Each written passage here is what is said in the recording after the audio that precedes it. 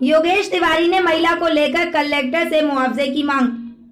बेमेतरा विधानसभा के बेरला ब्लॉक के गांव सौड़ में एक गरीब किसान परिवार श्रीमती रांकी कुर्रे के घर में अचानक आग लग जाने से काफी आर्थिक नुकसान हुआ है।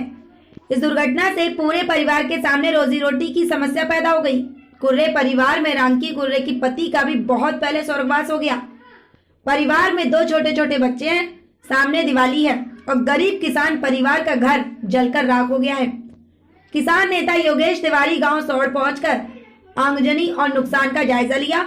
उसे अपने से 10,000 सहायता राशि भी दिए और बेमेतरा कलेक्टर से मिलकर गरीब परिवार को दिवाली के पहले गरीब परिवार को आर्थिक मदद प्रदान करने का निवेदन किया।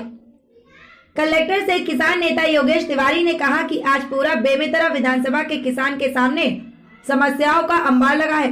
इसके पहले भी भारी वर्षा और बाढ़ के कारण किसान भाइयों का फसल चौपट हो गया था और खारून नदी और शिवनाथ नदी के आसपास किसानों के फसल डूब जाने से किसानों की फसल बर्बाद हो गई थी और सरकार से भी किसानों को क्षतिपूर्ति राशि देने के लिए पटवारी से मुआयने कराया गया, मगर आज तक किसानों को राहत राशि नहीं दी गई।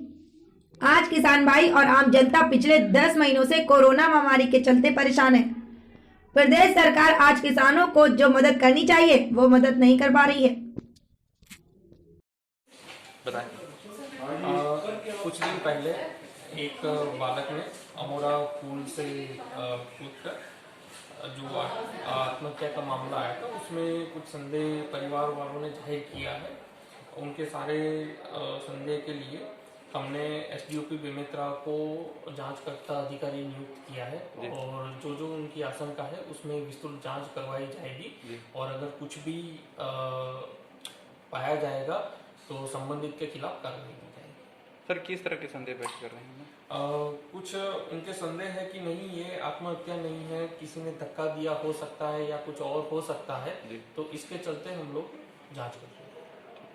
क्या हो गया था उसके पहले? एक सोड़ की हमारी बहन आई है, गरीब परिवार की है, इनके पति भी नहीं है जी।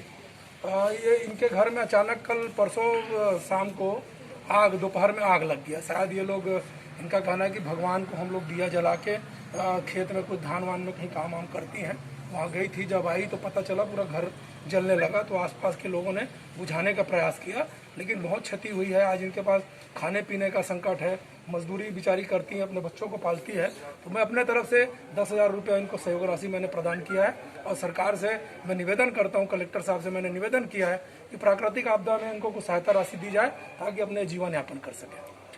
मैं आया था, जो हमारे यहाँ युवा नौजवान साथी हर्ष चावला, जिनकी संदेहास्पद मृत्यु हो गई है, जिसमें बहुत सारी चर्चाएं, बहुत सारी बातें हो रही हैं।